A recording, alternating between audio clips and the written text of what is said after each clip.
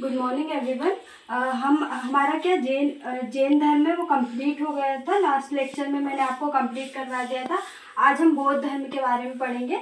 जैसे हमने जैन धर्म का सामान्य परिचय देखा ना, इनकी शिक्षाएं देखी है ना, और जो भी है जो जैन धर्म में जो संप्रदाय में बढ़ गया था ना, दिगंबर और श्वेतांबर, ये सब हमने देखा। वैसे ही हम बौद्ध धर्म को भी इन डिटेल पढ़ेंगे, क्योंकि ये एग्जाम के पॉइंट ऑफ व्यू से बहुत ज़्यादा इंपॉर्टेंट टॉपिक है ना, बहुत ज़्यादा इंपॉर्टेंट टॉपिक है। और ये हर एग्जाम में आपके पूछा जाता है। यूपीएससी हो गए, एमपीपीएससी हो गए, एमपीएसआई, पटवारी, या जो भी स्टेट के एग्जाम होते हैं, रेलवे के एग्जाम होते हैं, सभी में ये पूछा जाता है ना, बौद्ध धर्म से। बौद्ध धर्म से तो इसका हम सामान्य परिचय देखेंगे। तो जो बौद्ध धर्म है, बौद्ध धर्म की स्थापना किसने की थी? तो बौद्ध धर्म की स्थापना किसने की थी? गौतम बुद्ध ने। जैसे हम इसको जैन धर्म और बौद्ध धर्म को थोड़ा कंपेयर करके पढ़ेंगे तो इससे क्या हमको याद रहेगा, है ना। तो क्या जो जैन धर्म है उसमें क्या 24 तीर्थकर थे, है ना, 24 तीर्थकर थे। और इसकी स्थापना किसने की थी? प्रथम ऋषभ देव ने, है ना। वैसे ही बौद्ध धर्म की स्थापना किसने की थी? गौतम महात्मा बुद्ध ने, है ना। तो इनको क्या बोलते हैं? एशिया का ज्योतिपुंज बोलते हैं ना, लाइट ऑफ एशिया, है ना, लाइट ऑफ एशिया, है ना, एशिया का ज्योतिपुंज बोलते हैं ना। डायरेक्ट क्वेश्चन ये आता है कि गौतम बुद्ध को क्या बोलते हैं? एशिया का ज्योतिपुंज कहा जाता है, लाइट ऑफ एशिया, है ना। और जो धार्मिक जुलूस का प्रारंभ है वो सर्वप्रथम गौतम बुद्ध के द्वारा हुआ था। किसका? जो धार्मिक जुलूस वर्तमान में निकलते हैं, किसी भी जो फेस्टिवल होते हैं उन पे निकलते हैं, तो क्या गौतम बुद्ध के द्वारा ही इसका प्रारंभ किया गया था। और सर्वप्रथम की जो गौतम बुद्ध की मूर्तियां हैं वो किस शैली में बनी थी? गांधार शैली में, है ना। कौन सी शैली में? गांधार शैली में बनी थी। ये कहाँ पे थी? गांधार शैली उत्तर में ज्यादा प्रसिद्ध थी। कहाँ पे? उत्तर में। जैसे जो द्रविड़ शैली है वो कहाँ पे थी? दक्षिण में। उसी प्रकार जो गांधार शैली है और एक गांधार शैली, एक मथुरा शैली, है ना। इनका जो विकास है वो कब हुआ था? इनका विकास मुख्य रूप से कुषाणों के समय हुआ था। मैं आपको आगे जब हम कुषाण का वंश पढ़ेंगे तब अच्छे से बताऊंगी इन डिटेल कि मथुरा शैली क्या है और गांधार शैली क्या है। तो इसमें क्या, जो गौतम बुद्ध की मूर्तियां हैं वो मुख्य रूप से सर्वाधिक कौन सी? गांधार शैली के अंतर्गत बनाई गई थी, है ना। अब गौतम बुद्ध का थोड़ा सामान्य जीवन देखते हैं हम। जैसे हमने किसका? महावीर का सामान्य जीवन देखा था कि उनका जन्म कहाँ पे हुआ था? वैशाली में हुआ था, है ना। उनका जन्म कब हुआ था? 540 बीसी में उनका जन्म हुआ था, है ना। उसी प्रकार गौतम बुद्ध का जन्म कब हुआ था? 563 बीसी में हुआ था। कहाँ पर हुआ था? ये नेपाल के तराई में स्थित कपिलवस्तु में हुआ था। कपिलवस्तु के लुम्बिनी ग्राम में। क्या? कौन से? लिम्बुनी ग्राम में हुआ था, कपिलवस्तु में, है ना। और महावीर का कहाँ पे हुआ था? वैशाली में 540 बीसी में हुआ था। इनका कब हुआ था? 563, है ना, 563 बीसी में किसका हुआ था? गौतम बुद्ध का हुआ था ना। इसके बाद अगर हम गौतम बुद्ध के बचपन का नाम देखें तो इनके बचपन का नाम क्या था? सिद्धार्थ, है ना। उसी प्रकार जो महावीर है, महावीर के पिता का नाम क्या था? सिद्धार्थ था। क्या था? महावीर के पिता का नाम सिद्धार्थ था। और यहाँ पर क्या देखेंगे हम? गौतम बुद्ध के बचपन का नाम। गौतम बुद्ध के बचपन का नाम क्या था? सिद्धार्थ, है ना। अगर हम गोत्र की बात करें तो गौतम बुद्ध का गोत्र कौन था? गौतम था, इसलिए उनके बुद्ध के आगे पहले क्या लगता था? गौतम, है ना। बचपन का नाम सिद्धार्थ। उसी प्रकार महावीर के पिताजी का नाम क्या था? सिद्धार्थ, है ना। और गौतम बुद्ध के माता का नाम क्या था? महामाया। क्या था? महामाया उनकी माता का नाम था, जो कि कोल्य गणराज की कन्या थी, है ना। उसके बाद उनके पिता का नाम क्या था? शुद्धोधर, जो कि कपिलवस्तु के शाक्य के गण के प्रधान थे। कौन थे? शुद्धोधर कपिल के शाक्य के गण के एक प्रधान थे, है ना। उसके बाद अगर इनका विवाह देखें, इसके बाद जो सिद्धार्थ है, सिद्धार्थ की माता का नाम तो क्या है? महामाया है, पर जो सिद्धार्थ का जो पालन पोषण है वो किसने किया था? उनकी माता की मृत्यु के बाद किसने? उनकी मौसी गौतमी द्वारा किया गया था। और बाद में तो जो गौतमी थी उनकी मौसी, वो उनकी क्या शिष्य भी बनी थी, है ना। पहले क्या, जो महात्मा बुद्ध ने क्या किया था? जो उनके संग में, है ना, स्त्रियों का प्रवेश वर्जित कर दिया था। मतलब उनका प्रवेश वहाँ पे नहीं होता था, है ना। पर उनके जो शिष्य थे, एक अर्जुन थे, या मैं आपको कंफर्म बताऊंगी, है ना। उनके कहने पर उन्होंने स्त्रियों को संघ में शामिल करने की इजाज़त दे दी। तो प्रथम कौन थी उनकी स्त्रियों में? प्रथम शिष्य कौन थी? उनकी मौसी गौतमी थी, है ना। और उनका विवाह किससे हुआ था? यशोधरा, है ना। गोपा बिंबा, है ना, एक ही नाम है ना, यशोधरा। उसी प्रकार महावीर का किससे हुआ था? यशोदा से हुआ था ना। गौतम बुद्ध का किससे? यशोधरा, और महावीर का यशोदा। आपको ये याद, अगर आप कंपेयर करके पढ़ोगे ना तो आपको अच्छे से याद होगा। जैसे जो गौतम बुद्ध के बचपन का नाम सिद्धार्थ और महावीर के बचपन का नाम वर्धमान था, है ना। उसके बाद अगर मृत्यु की बात करें, गौतम बुद्ध की मृत्यु कब हुई थी? तो 80 वर्ष की अवस्था में 483 BC में कुशीनगर में हुई थी, जो कहाँ पे पड़ता है? देवरिया गाँव, उत्तर प्रदेश में, है ना। इस घटना को क्या बोलते हैं? महात्मा बुद्ध में क्या महापरिनिर्वाण बोलते हैं। क्या? महापरिनिर्वाण। तो डायरेक्ट आपसे 2 मार्क्स या 3 मार्क्स में ऐसा क्वेश्चन आ सकता है कि महापरिनिर्वाण लिखिए, है ना। तो उसके बाद आपका आंसर रहेगा कि गौतम बुद्ध की जो मृत्यु है उस घटना को क्या बोलते हैं? महापरिनिर्वाण बोलते हैं। और गौतम बुद्ध की मृत्यु कब हुई थी? 80 वर्ष की अवस्था में 483 BC में कुशीनगर, देवरिया, उत्तर प्रदेश में हुई थी। उसी प्रकार महावीर की मृत्यु कब हुई थी? 72 वर्ष में, 72 वर्ष की अवस्था में कहाँ पे हुई थी? पावापुरी में हुई थी। कहाँ पे? पावापुरी में इनकी मृत्यु हुई थी, है ना।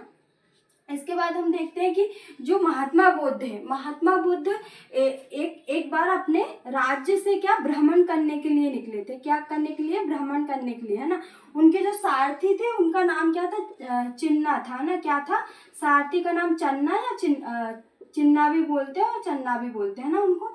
चन्ना के साथ भ्रमण के लिए निकले थे, है ना, राज्य में। तो उन्होंने क्या देखा? एक बूढ़ा व्यक्ति देखा, है ना, एक बीमार व्यक्ति देखा, है ना, एक मृतक का शव देखा और एक सन्यासी प्रसन्न मुद्रा में ध्यान करते हुए देखा, है ना। तो उन्होंने 4 चीजें देखी। तो उन्होंने सोचा कि एक बूढ़ा व्यक्ति, वो बूढ़ा है, उस चीज से परेशान है ना। एक बीमार व्यक्ति, वो भी परेशान है ना। एक मृतक का शव, वो भी इस जीवन से मृत्यु होगी, वो परेशान है। और एक सन्यासी प्रसन्न मुद्रा में कितनी प्रसन्नता से बैठे हुए हैं। तो उन्होंने ये अंदाजा लगाया कि मतलब उनको जो राज्य करने में इतना मतलब क्या था, शासन करने में इतना लगाव नहीं था। तो उन्होंने क्या ये चीजें देखी कि एक सन्यासी प्रसन्न मुद्रा में बैठा है, तो क्यों ना मैं भी सन्यासी। नेक्स्ट हम देखेंगे कि जो महात्मा बुद्ध है, महात्मा बुद्ध ने अपना घर कब त्यागा था? तो 29 वर्ष की अवस्था में सारथी चन्ना और जो घोड़ा है कंथक, उसकी सहायता से क्या गृह त्याग किया था। किसकी सहायता से? जो सारथी था चन्ना और घोड़ा कौन था? कंथक, है ना।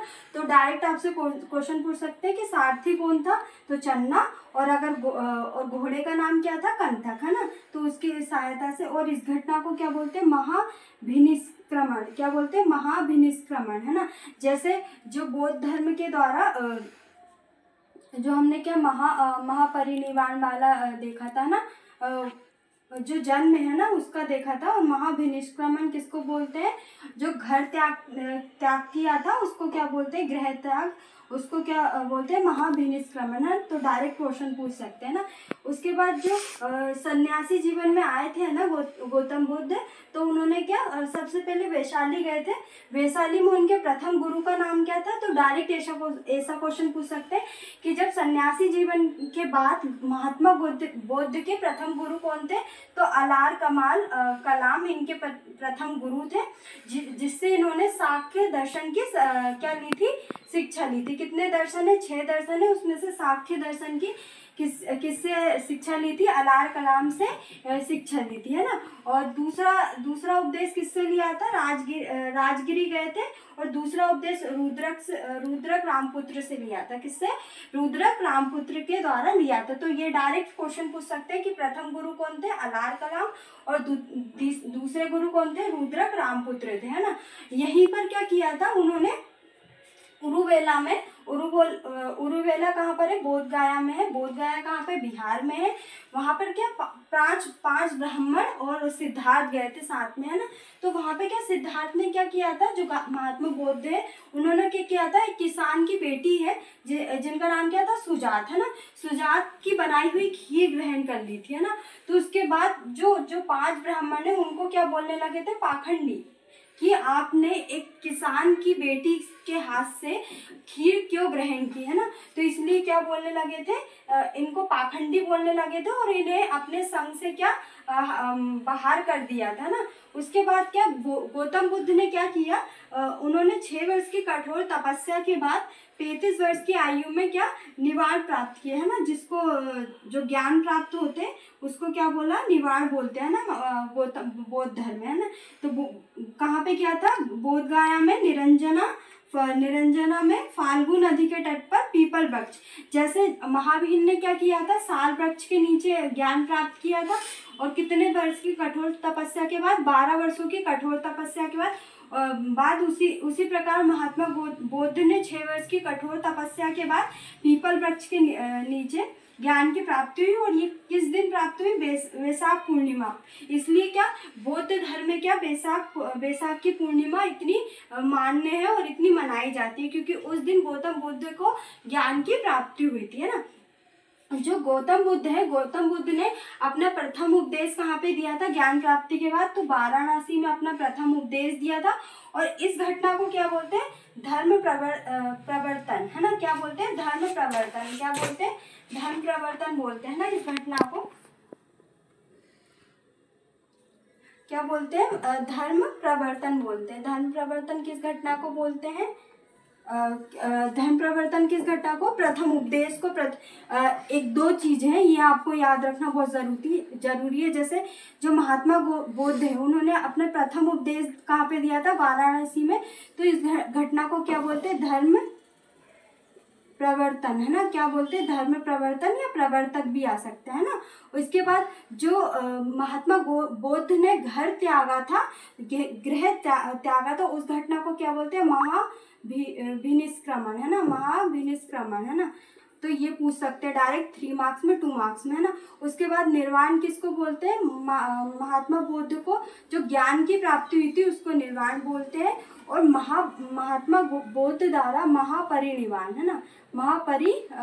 निवाण किसको बोलते हैं, जो इनकी मृत्यु हुई थी उनको बोलते हैं ना, उसको बोलते हैं महापरिनिर्वाण, है ना। तो ये 3 चीजें आपको याद रखनी है, महाप्रवर्तक, धर्म प्रवर्तक, महाभिनिष्क्रमण और निवाण और महापरिनिर्वाण, है ना। ये 4 घटनाएं तो आपको याद रखना जरूरी है, डायरेक्ट पूछ सकते हैं ना। और जो गौतम बुद्ध है, गौतम बुद्ध ने सारनाथ में क्या बौद्ध संघ की स्थापना की थी, किसकी, बौद्ध संघ की स्थापना की थी, है ना। इनकी भाषा क्या थी, पाली थी इनकी भाषा, जो कि आम जन लोगों के लिए समझने के लिए बहुत आसान भाषा थी, है ना, आसान भाषा थी। और जो जैन धर्म की भाषा थी वो क्या थी, प्राकृत, जो कि उस समय बहुत कठिन भाषा मानी जाती है ना।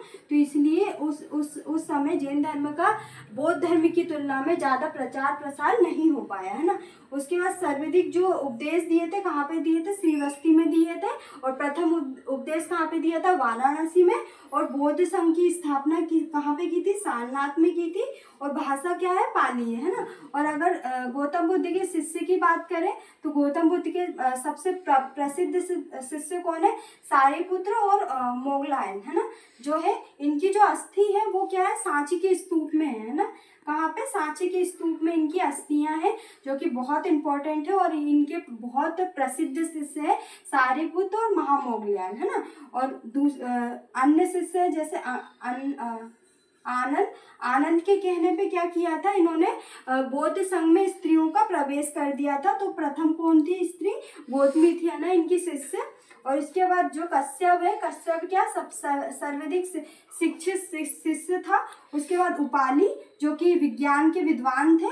उसके बाद जो यश थे वो सबसे धनी शिष्य थे, किसके, सबसे धनी शिष्य कौन थे, यश थे। तो डायरेक्ट क्वेश्चन पूछ सकते हैं, कश्यप कौन थे, सबसे शिक्षित शिष्य थे। उपाली कौन थे, विज्ञान के विद्वान थे। यश कौन थे, धनी व्यक्ति थे। और जो तपस्वी व भल्लिक है वो कौन थे, सूत्र थे। तो इससे अंदाजा लगा सकते हैं कि जो महात्मा बौद्ध है उनके समय क्या जो जाति तो क्या है, ये सूत्र भी इनके शिष्य थे। इससे हम अंदाजा लगा सकते हैं कि जो जाति प्रथा है, जाति प्रथा का उन्होंने विरोध किया था।